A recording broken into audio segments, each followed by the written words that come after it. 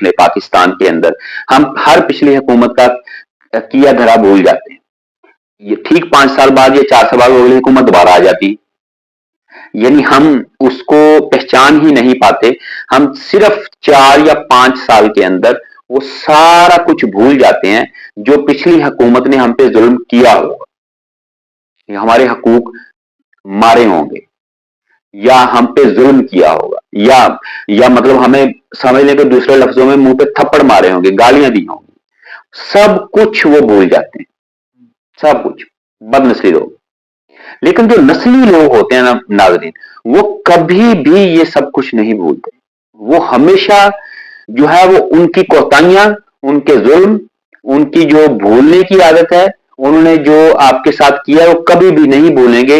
वो कभी भी उनको दोबारा जो है वो इख्तियार में नहीं लेके आएंगे। बाशऊर कौमों में और बेशऊर कौमों में यही डिफरेंस है। आज की जमहूरियत है, जैसे अमेरिका है या बड़े जितने भी चाइना है, वहां पर जो जमहूरियतें हैं, आप उनको अपनी जमहूरियत से मुवाजना करके देख सकते हैं कि हम कितने बदनस्ली लोग हैं।